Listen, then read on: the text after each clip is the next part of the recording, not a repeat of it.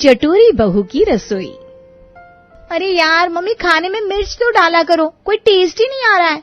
मुश्किल से एक नाश्ता तो गरम नसीब होता है, वो भी ऐसा सादा परोस दोगी तुम तो मेरा शरीर कैसे चलेगा। मिर्च तो डाला करो, मिर्च तो डाला करो, कान खा गई क्या कहकर। कच्ची मिर्च लेकर बैठ जाया कर खाने के लिए। पूरी 1 चम्मच देगी मिर्च डाली है सब्जी में, और कितनी मिर्च खाएगी तू। ऐसे ही पूरे मुंह में छाले पड़े रहते हैं तेरे। 4-4 घंटे बाथरूम में बैठी रहती है और कहती है मिर्च डाला करो। मेरा क्या है, ले 1 और चम्मच मिर्च डाल दी सब्जी में। अब पेट में दर्द हो ना तो मुझसे मत बोलने आना। बोलना तो नहीं चाहिए सुजाता जी, पर 4-4 घंटे मेरी बेटी बाथरूम में नहीं बैठती है। ये तो बेचारी आधे 1 घंटे में बाहर आ जाती है। आपका सुपुत्र 4-4 घंटे बाथरूम में बैठा रहता है, वो भी फोन लेकर। कभी पूछिए क्या करता है इतनी देर अंदर। घर पर तो 24 घंटे आप सबकी बातें चलती रहती है। ऐसे में इंसान पढ़े तो कहाँ पढ़े पापा। बाथरूम में बैठकर फोन पर नोट्स देख देख कर याद करता हूँ, वहाँ अच्छे से आंसर्स याद होते हैं। सुन लिया आपने, नोट्स याद करता है मेरा राजकुमार। मेरा बेटा जीता रहे। वैसे मम्मी, रमा दीदी तो ऑफिस से 6 बजे ही आ जाती है। रात को खाना गर्म ही मिलता है उन्हें, ऑफिस में कुक है, दोपहर में भी गर्म खा लेती है। फिर ये एक बार ही गर्म खाना नसीब होने वाला ताना मुझे समझ में नहीं आया। क्या सही पॉइंट पकड़ा है तूने बेटा। अब बोल रमा, मेरा रोहन बिल्कुल ठीक कह रहा है। ठंडा खाना तो इस बेचारे को खाना पड़ता है, पर कभी एक चू नहीं करता मेरा बेटा। छी छी छी सुजाता जी, ससुराल में क्या ही सास मिलेगी मेरे लाड़ो को। सास तो उसे मैके में मिल रखी है। कौन सी माँ अपनी बेटी का खाना गिनती है। इस रोहन को तो पूरी जिंदगी यहीं रहना है, पर मेरी रमा तो कुछ सालों में अपने ससुराल चली जाएगी। पर कहाँ मिलेगा इसे गर्मा गर्म चटपटा खाना। देखा जाए तो ससुराल जाने का वक्त तो आ गया है मम्मी। और रमा दीदी किसी लड़के से फोन पर बात भी करती है, मैंने सुना है। मतलब मैं गलत हो सकता हूँ, पर अगर ऐसा कुछ है तो जल्द से जल्द शादी कर लेनी चाहिए दीदी को, वरना लड़के का क्या है, कहाँ फिर पपलू फिट कर दे। बाप रे बाप, कितना फालतू बोलने लगा ये लड़का। और चढ़ाओ सर पर इसे मम्मी। ये कहकर रमा गुस्से से अपने कमरे में चली जाती है। पर अब रमा कमरे में जाए या घर से बाहर, कुछ होने वाला नहीं था। वो कहते ना, जवान लड़की की शादी के बाद एक बार छिड़ जाती है तो फिर छिड़ ही जाती है। रोज की तरह ऑफिस से लौटकर रमा सोफे पर हाथ पैर खोलकर लेट जाती है। बच्ची नहीं रही हो तुम, जरा हाथ पैर समेट कर बैठो, और अगर आराम करना है तो कमरे में जाओ। मैं तो रोज यहाँ इसी तरह लेटती हूँ मम्मी, कभी तुमने कुछ नहीं बोला, आज अचानक बोल रही हो। रमा की बात का सुजाता कोई जवाब नहीं देती और रसोई में चली जाती है। कुछ देर बाद रमा कमरे से बाहर डिनर करने आती है। सभी डाइनिंग टेबल पर बैठे हुए थे। सुजाता रसोई से गर्मा गर्म खाना लाकर सभी को परोसने लगती है। चल रोहन बेटा, जरा खाना लगाने में मेरी मदद कर दे। पराठे ले आई हूँ, सब्जियां तू ला दे। जी मम्मी। अब काम तो बेटे से ही करवाना पड़ेगा। क्या पता कहीं मेरी बेटी जैसी मेरी बहू आ गई तब क्या करूंगी मैं, इसलिए तुझे ही काम सिखा रही हूँ, करते बेटा। जब से ऑफिस से आई हूँ तो मैं बदला बदला देख रही हूँ। मैं क्या बात हो गई मम्मी, क्यों ताने मार रही हो मुझे तुम। ताने नहीं मार रही हूँ, सच्चाई बोल रही हूँ। 27 की हो गई है तू। तेरे पापा का बस चले तो पूरी जिंदगी तुझे यहीं रोक ले, पर ऐसे दुनिया नहीं चलती ना बेटा। इंजीनियर बनना था तुझे, बन गई। नौकरी करनी थी, कर रही है। आगे की भी सोच। मैं और तेरे पापा जीवन भर तेरे साथ नहीं रहेंगे। और रोहन, तुम जिस तरह सारा दिन कुत्ते बिल्लियों की तरह लड़ते हो ना, आगे तुम दोनों का साथ रहना तो नामुमकिन ही हो जाएगा। तब क्या यहाँ वहाँ अकेली डोलती रहेगी। तब तो ऑफिस जाने के लिए ना शरीर बचेगा, फिर क्या करेगी हैं? अरे ये कौन सा तरीका है लड़की से बात करने का सुजाता जी। आप रुकिए, मैं बात करता हूँ रमा से। बताओ बेटा, कोई है क्या आपकी लाइफ में। कोई नहीं है पापा। तो फिर ठीक है, मैं तुम्हारे लिए लड़की देखना शुरू करती हूँ। और एक के बाद एक सुजाता रमा के लिए लड़की के रिश्ते लाना शुरू कर देती है। अगर रमा को लड़के की हाइट में प्रॉब्लम लगती तो सुजाता उसके लिए 6 फुट हाइट के लड़के को ले आती। अगर रमा को उसकी सैलरी कम लगती तो सुजाता उसके लिए अच्छी पैकेज वाले लड़के का रिश्ता ले आती।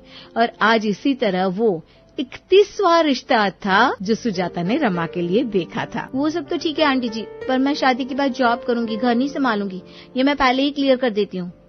बेताली बहू। बहू तो बिल्कुल मेरी ही बहू बनने के लिए बनी है बेटा। जिस दिन मेरी सास मुझे देखने आई थी, मैंने उन्हें देखते ही कह दिया था, खाना मैं नहीं बनाऊंगी। बस वही बात तूने इनडायरेक्टली कह दी। कोई बात नहीं, वैसे भी हमारे घर पर एक कुक है, और हम सबको उसी के हाथ के बने खाने को खाने की आदत है, तो रसोई में तो तुझे जाने की जरूरत ही नहीं पड़ेगी। अब बोलो दीदी, मामला सेट है ना? ठीक है, चलेगा। यहाँ रमा हामी भरती है और वहाँ सुजाता मंडप सजा देती है और रमा की शादी निखिल से हो जाती है। बहू बनकर रमा निखिल के घर आ जाती है। देखो बहू, मैं बिल्कुल वही हूँ जो शादी के पहले। तो ये मत सोचना कि फेरे होते ही तुम्हारी सास बदल गई, बिल्कुल भी नहीं। अरे भाई, जब इस घर में मुझे कभी दुख नहीं मिला तो मैं तुम्हें दुख क्यों दूंगी? शादी की रस्मों में तुम थक गई होगी। जाओ अपने कमरे में जाकर आराम करो, बाकी सारी रस्में हम कल देखेंगे। सच में मम्मी जी? मतलब वो प्लेट से अंगूठी ढूंढने की रस्म, सभी बड़ों के पैर छूकर लिफाफे देने की रस्म मुझे अभी आधी नींद की हालत में नहीं करनी पड़ेगी? सुजाता मेरी मुंह बोली बहन है बेटा, और अपनी मुंह बोली बहन को दिया वादा मैं तोड़ दूंगा क्या? मैंने वादा किया था सुजाता बहन से कि तुम्हें इस घर में कभी कोई दिक्कत नहीं होगी। जाओ आराम से अपने कमरे में जाकर सो जाओ। हैं? ये तो मम्मी ने कुछ ज्यादा ही अच्छा घर ढूंढ कर दे दिया मुझे। मैंने नहीं सोचा था कि सास ससुर ऐसे भी हो सकते हैं। रमा खुशी खुशी अपने कमरे में चली जाती है। रात के 1 बज रहे हैं, तुम्हें थकावट हो गई होगी ना रमा, तुम आराम कर लो। अरे नहीं, मैं भी क्या कह रहा हूँ, नए कमरे में तुम्हें नींद कैसे आएगी? कहो तो लाइटिंग की सेटिंग बदल दो। ये बिस्तर ठीक है ना? ये तकिया ज्यादा मोटा तो नहीं है? मेरी आंखों में आंसू लाकर ही मानोगे क्या निखिल? इतना तो मैं विदाई के वक्त भी इमोशनल नहीं थी जितना तुम और तुम्हारे घर वालों की बातें सुनकर हो रही हूँ। मुझे तो विश्वास ही नहीं हो रहा, ये सपना है या हकीकत? तुम अपना घर छोड़कर यहाँ आई हो, तुम्हें किसी तरह की तकलीफ मैं कैसे होने दे सकता हूँ रमा? रमा शॉक्ड भी थी और सरप्राइज भी। बिस्तर पर लेटकर रमा फोन चलाने लगती है। कुछ देर बाद उसकी आंख लग जाती है। 1 घंटे बाद रमा की नींद खुलती है। यहाँ तो बड़ी जल्दी सो गई मैं। वहाँ घर पर तो इस टाइम में मैगी बनाकर खाती थी, आधा घंटा मूवी देखती थी, तब कहीं जाकर 4 बजे तक मेरी आंख लगती थी। वैसे भूख तो अभी भी लग रही है, जाकर मैगी बना लेती हूँ। रमा किचन में जाती है और कोना कोना छान मारती है, पर उसे कहीं भी मैगी की पैकेट नहीं मिलती। शादी का घर है, इतने मेहमान आए हुए हैं और एक मैगी तक का पैकेट तक नहीं है किचन में। अच्छा बच्चे भी तो आए हुए हैं ना, खा गए होंगे सब। पर कहीं चिप्स वगैरह के पैकेट भी नहीं दिखी, ना ही नमकीन दिखे। मैगी ढूंढते ढूंढते भूख बढ़ गई, लगता है पानी पीकर ही सोना पड़ेगा। और रमा पानी पीकर ही सो जाती है। अगली सुबह रमा खुद ही साड़ी पहनकर तैयार होकर पहली रसोई की रस्म करने रसोई में जाने लगती है। अरे उठते ही रसोई में जाने की क्या जरूरत है बहू? अभी तो तुम्हारे हाथों की मेहंदी में नहीं उतरी है, जरा समझाइए ललिता जी। मुझे कोई कुछ नहीं समझाएगा मम्मी जी, मैं पहले ही कह देती हूँ। और वैसे भी आज मेरी पहली रसोई है, कुछ तो बनाना बनता है ना। ठीक है बेटा, तो फिर कुछ बना ले। ज्यादा कुछ भारी मत बनाइएगा बहू जी, इस घर में सबको मेरे हाथ का बना खाना खाने की आदत है, फिर आपका बनाया खाना बच जाएगा ना। बाप रे बाप, समझ में नहीं आ रहा इस घर की बहू ये है या मैं। खैर मुझे क्या, आगे मुझे तो ऑफिस से जाना है, फिर तो यही रसोई संभालेगी। रमा को तो मसालेदार खाना पसंद था। वो रसोई में जाती है और सभी के लिए छोले बनाती है। बन गए छोले, जरा टेस्ट करती हूँ, कहीं छौंक में कोई कमी तो नहीं रह गई। मजा नहीं आ रहा। आधा चम्मच गरम मसाला और 1 चम्मच मिर्च डालने की जरूरत है। फिर टनाटन हो जाएगा सब।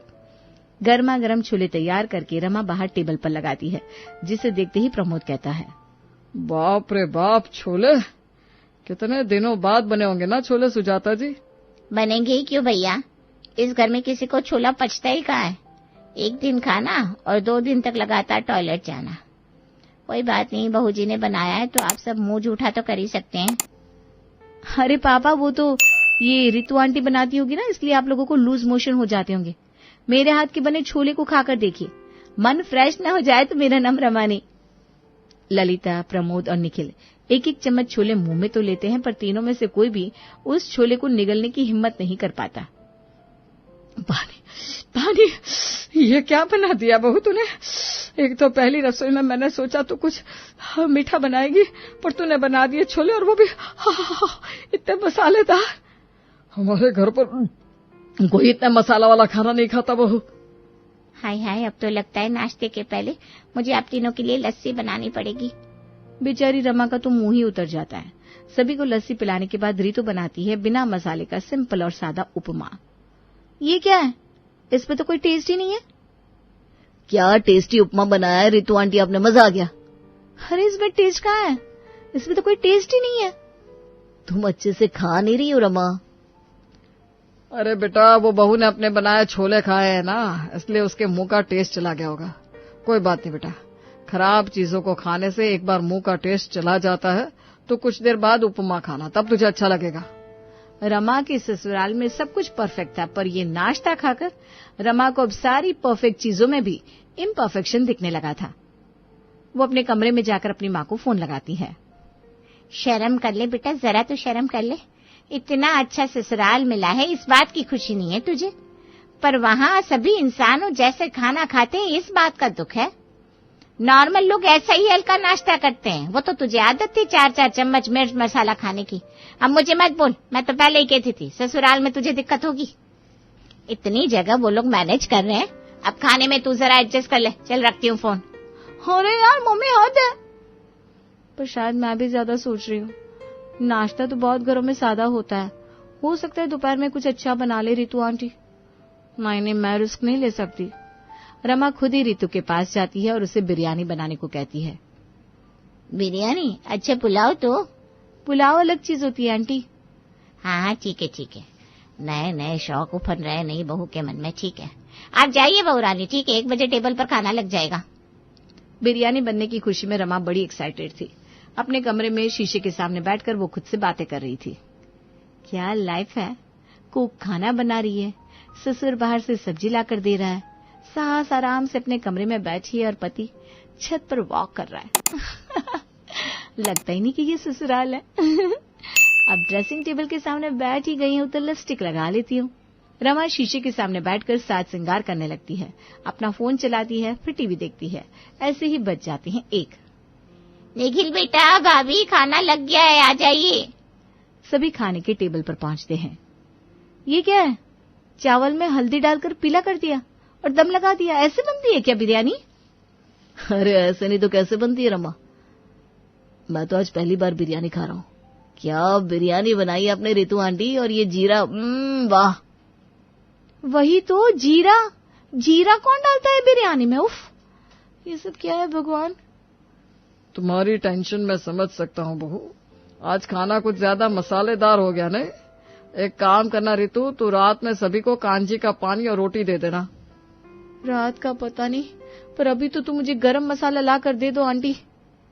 गरम मसाला? वो तो मैंने हटा दिया ना रसोई से बहू। वो क्या है ना, हमारे रसोई में गरम मसाले का इस्तेमाल नहीं होता।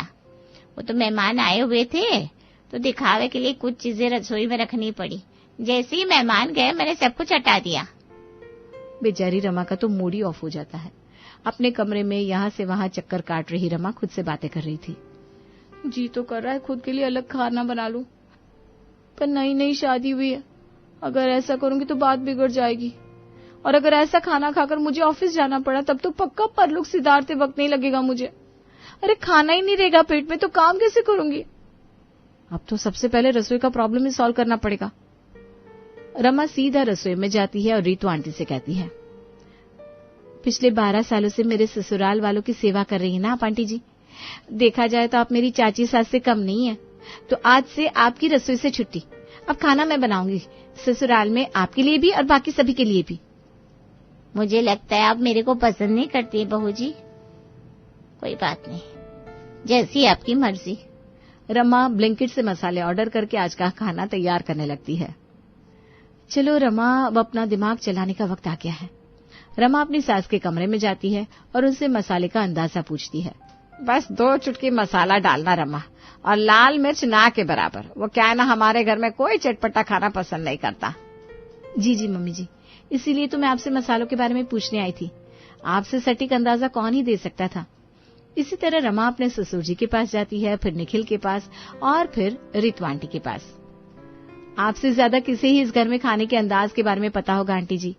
आज मेरा पहला दिन है ना, तो आप ही बताइए कितना मसाला डालूं। रीतू भी अपने हिसाब से रमा को मसाले की क्वांटिटी बता देती है और सभी के बताए मसाले की क्वांटिटी को मिलाकर रमा सब्जी में डाल देती है और कर लेती है आलू की सब्जी तैयार। टेबल पर परोसी आलू की इस चटपटी सब्जी को खाते ही सभी के मुंह और नाक से धुआं निकल जाता है। ये क्या है बहू? मेरा तो आज रसोई में पहला दिन है पापा जी। मसाले की क्वांटिटी पूछी तो थी मैंने आपसे, आपकी बताई क्वांटिटी ही डाली है। अब सब्जी ऐसी बन गई तो उसमें मेरी क्या गलती। रमा तो चटकारा मार मार कर सब्जी खा लेती है और बैंड पूरे घर की बच जाती है। दूसरे वक्त फिर से रमा यही आइडिया अपनाती है और बनाती है मसालेदार डोसे के साथ चटपटा सांभर। ये कैसा सांभर बना दिया रमा तुमने? इसे खाकर तो सभी को लूज मोशंस हो जाएंगे। सांभर में मसाला कितना जाएगा नहीं जाएगा सब पूछा था ना मैंने तुमसे निखिल। मेरी गलती क्या हुई? अंदाजा तो तुमने गलत बताया। मेरा तो रसोई में पहला दिन था आज। और इसी तरह हर रोज रमा मसाले की क्वांटिटी का अंदाजा सभी से पूछती और खाना बनाती अपने हिसाब से, ताकि इस मसालेदार खाने का बेड़ा वो किसी और के सर पर मार सके। इसी तरह दिन बीत रहे थे। पर अगर रमा सयानी थी तो बाकी सभी कोई बेवकूफ तो थे नहीं। आज जब रमा सभी से मसाले की क्वांटिटी पूछने आती है तो सभी हाथ खड़े कर देते हैं। मैं तो खाना बनाना ही भूल गई है बहू जी। आपको जो समझ में आए उस हिसाब से मसाले डालिए। हाँ बहू, मुझे तुझ पर पूरा भरोसा है। तो बना ले अपने हिसाब से खाना। ऐसे कैसे मम्मी जी, मुझे तो खाने का अंदाजा ही नहीं है। अगर अंदाजा नहीं है तो फिर रसोई में रीतू को बनाने दे खाना। वो मम्मी जी क्या है ना, ये सब मैं जानबूझकर कर रही थी, मुझे माफ कर दीजिए। मुझसे ये सादा खाना नहीं खाया जाता और आप लोग मसालेदार खाना खाते नहीं, क्या करूं मैं? अरे बस इतनी सी बात है बहू। ऐसा है तो तू अपना खाना अलग बना लिया कर। बस जब तू रसोई में अपने लिए अलग खाना बनाएगी तो खिड़की लगा देना, ताकि मोहल्ले वालों को इस बात का पता ना चले कि हमारे घर में बहू का खाना अलग बन रहा है और ससुराल वालों का अलग। बाहर वालों को तो मौका चाहिए बातें बनाने का। बाकी तेरा जो मन है वो खा बेटा। ये सुनते ही रमा की टेंशन एक बार में ही छूमंतर हो जाती है और जिस प्रॉब्लम को उसने इतना बड़ा कर दिया था वो ललिता की एक बात में हवा हो जाती है।